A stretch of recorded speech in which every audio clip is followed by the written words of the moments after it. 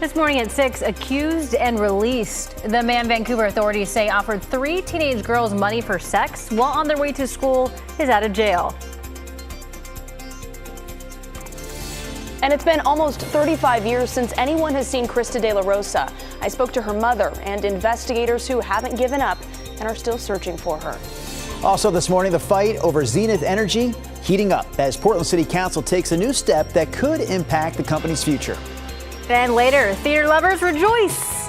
We now know which Broadway shows are coming to town next year, which shows you'll be able to see in the Rose City coming up on KGW News at sunrise.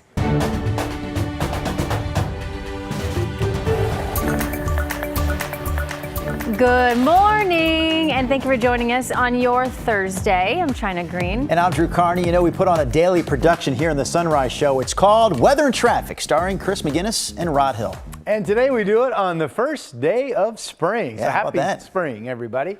It's been a wet night. We've had just, this is what the night has looked like. These just waves of rain. You get a dry break and then more rain, and that is heavy rain right now coming in to downtown Portland. Look right there, we see the bright colors. We had lightning overnight at the coast. That lightning threat appears to have ended. Wet across the region. Salem is at 43 degrees. The bricks are soaking wet. 45 is the temperature. Full rain gear out there today for you. The rain will be steady this afternoon more than not. And because of that, we may not make it to 50. I have us 48 at noon and 47 at 5 o'clock. Winds are breezy. Winter storm warning for the Cascades. We'll talk more about that snow forecast coming up in about 8 minutes. Chris? Rod, thanks for that. Hey, take a look at your television screen real quick. If you've seen a Washington license plate on a 2015 green Toyota Prius, AXH 7266, the Washington State Patrol issuing a silver alert. That's for missing or endangered 60-year-old plus. If you spot that car with that plate, please give police a call. They're actively looking for that person. All right, let's get you back to the drive right now. It is wet in Tualatin 95 through the 205 interchange. Certainly soaked on that side of town. Interstate 84 traffic getting busier, but so far no major trouble out there on the roads. It's just wet. Now, if you go up to the mountain, Highway 26 is snow covered, and again, chains and traction tire requirements have been expanded now to include Highway 26, Highway 35 near Meadows Drive. Check tripcheck.com for frequent updates throughout the day, but be prepared if you're heading to the higher terrain. Guys, down low so far, no major trouble out there just yet. Thank you, Chris. Our top story this morning takes us to Clark County, where a man was released from jail just 24 hours after being arrested for offering 3 teenage girls money for sex. Yeah, Thomas Schultz is covering this story for us. He's live in Vancouver, outside Heritage High School. Thomas, what else can you tell us about this investigation? Well, Drew and China, it was right here at Heritage High School where one of those incidents took place Monday morning, shocking both parents and students, as you could expect. And tensions are still high up here in Vancouver and the surrounding area after 21-year-old Alex Riperock was released just a day after being arrested. Sergeants with Clark County Sheriff's Office told KGW they were able to track down Riperock after one victim pulled out her phone, snapping pictures of Riperock's car shortly after he offered her money for sex at her bus stop. Authorities say those photos helped them trace Riperock quickly. And school officials say he didn't just target girls at one school. Instead, he targeted kids here at Evergreen and also over in Battleground. Heritage High School administrators emailed parents thanking students and families for reporting this incident. Still, as you might imagine, guys, some parents are alarmed. It's scary, you know, that's the reality of today. It's definitely something that we have to teach our kids about and make sure that they're knowledgeable on. Now, KGW spoke with a cousin of one of those teenage victims, and they tell us that the girl is understandably still shaken up days after this incident occurred. Parents that we spoke with up here in Vancouver also tell us that they're on high alert right now and are finding and trying to figure out ways to make sure their kids are safe and ensure that something like this doesn't happen to them. Drew, China. All right, Thomas Schultz reporting live for us this morning in Vancouver. Meanwhile, a judge sentenced an admitted killer to life in prison yesterday in the case of an Oregon City woman who was murdered 2 years ago. We do want to warn you, some of the details of the story are disturbing. The judge sentenced Jamin Fritsch to life behind bars for the murder of Kara Taylor. Taylor and Fritsch were roommates at the time, and he was the one who reported her missing. Eventually, though, he admitted to killing her and dismembering her body. Taylor's estranged husband spoke about Kara in court. Jamin Fritsch, you took away Kara's body and her dignity, but you can never take away her soul.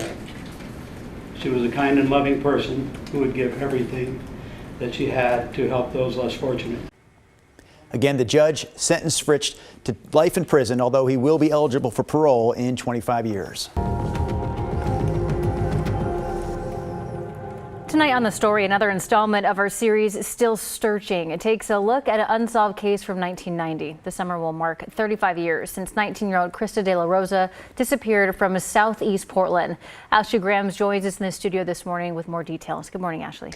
Yeah, good morning. Krista left her home on June 27, 1990 and never came back. Police reports from the Times say a friend watched Krista get into a 1980s Oldsmobile at Southeast 130th and Division. Before she left, Krista wrote a letter to her parents saying she'd keep in touch, but she never did.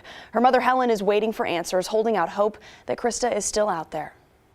If I saw her, I would just tell her that I loved her very much, and whatever's happened in the last 35 years, she could still come home. Investigators from the Multnomah County Sheriff's Office are still looking into her disappearance. Over the years, detectives say they haven't found any trace of her. Now they're asking for tips about that Oldsmobile that Krista left in and the man who was driving. I go back through the report and I reread it 100 times. Just, did I miss something the time before? There's no activity, bank accounts, social security numbers, DMV records. It's as if she just dropped off the face of the earth. That's concerning.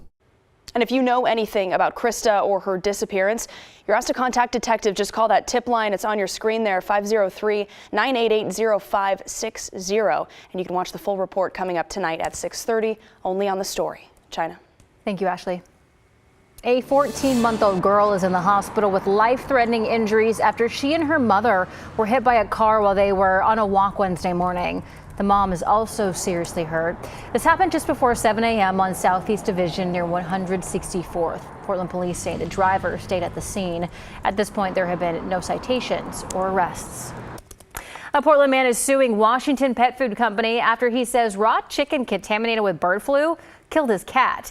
Tim Hansen says his 4-year-old cat got sick after eating the food from Wild Coast Pet Food and then had to be euthanized. Hansen is suing for about $8,000, which includes the cost of vet bills. He claims the company should have known about the risks of bird flu and raw poultry and acted more quickly to prevent harm. And I'm not happy that if they were alerted on the 7th of February that my cat did test positive, I'm very disappointed that it wasn't recalled immediately. Wild Coast Pet Foods recalled several raw food products and recently switched to cooked chicken, which we reached out to them about Hansen's lawsuit, but we haven't heard back. Portland City Council is calling for an investigation into Zenith Energy. So Zenith runs a fuel export terminal on the Willamette River in Portland. City officials granted them a land use permit earlier this year, but last night, City Council approved a new resolution calling on an investigation into Zenith's operations to make sure that it's in compliance with the state's land use laws. People opposing the terminal have voiced their concerns for years, saying that bringing crude oil through the city is a safety issue. The present danger of transloading crude oil through Portland to foreign export markets. And we need to do something now before oil spills into a community or a river, and it is very difficult to clean up at that point. City Council's resolution also demands that the mayor pause any more actions related to Zenith. Zenith, for its part, has told city officials that it's committed to giving up fossil fuels and adds that it will be a key piece in Oregon's effort to switch to renewable energy. The Portland Water Bureau will no longer charge customers insufficient funds fees. Those are fees charged when a payment to the Bureau is returned or maybe fails to process. But a 2024 investigation found that the fees were inequitable and actually cost more to collect than they were bringing in. The Water Bureau says that it will remove these fees starting this upcoming fiscal year. All right. On this first day of spring, we have a frozen over Timberline sky cam. What? So yeah, still very much winter time in the Cascades, and that's why we have a winter storm warning in effect. Rodney Hill, what else can you tell us about this warning? Looks spooky up there. Winter storm warning for the Cascades up until 11 p.m. this evening. So we, piggyback on that with our KGW weather impact alert. Just telling you, if you're going to be traveling up over the Cascades, the snow level will be below the passes throughout the day. So here's the forecast, 8 to 6 16 inches of snow in the Mount Hood area coming today. Winds west 10 to 30. Snow levels 2,500 feet this morning to 3,000 feet this afternoon. Those snow levels all below the passes. So expect snow-covered roadways and slow travel. Temperatures might warm up enough this afternoon to improve conditions over the highways. We'll see. Here's the ski report, by the way. The bases continue to be really deep. Timberline 169 on the ground. They have 3 inches new. Meadows has 4 new, but the snow is just getting going. And Bachelor reports 2 and Ski Bowl 3. So snowing up there throughout the day. And really, this is a 2-day snow episode today, tonight, and tomorrow. Also, we're watching the winds. Look at the south winds gusting to about 30 in Portland and Aurora, and the same similar speeds over at the coast. So not concerning, but a noticeable southwest breeze will be with us today, tonight, and to a bit of a lesser extent tomorrow. This is a heck of a downpour coming right into the downtown area, moving just north into Multnomah County at this hour. Everybody's wet. Salem right now 43 degrees. There are the wet bricks in downtown Portland, 45. With rainy weather at times this morning and steady rain this afternoon, these temperatures will struggle to warm up much. We're at 44 in downtown right now. We may not make it to 50 today just because of the rain coming down, and it kind of stifles the warming, of course. 43 in Kaiser and Salem currently. Here's the forecast map this afternoon. Not much precipitation out across the far east. John Day, Burns, or Baker cities. Some precipitation expected out into the Blue Mountains, Central Oregon, Sun River 40, Bend 45. And then you've got the temperatures primarily in the 40s today with the rain at the coast and the valley. 50, maybe. Might not make it. Rain at times tomorrow, 53. Sun and more of a typical scattered shower day on Saturday. Light rain around on Sunday. Still not sure how much light rain we see or don't see. This is when warmer air starts to move in, and we will be in the dry sector with a 70-degree Monday and a 77-degree Tuesday. And then a storm system comes in, bringing us a rain chance later in the day Wednesday. That's your update. Thank you, Rod.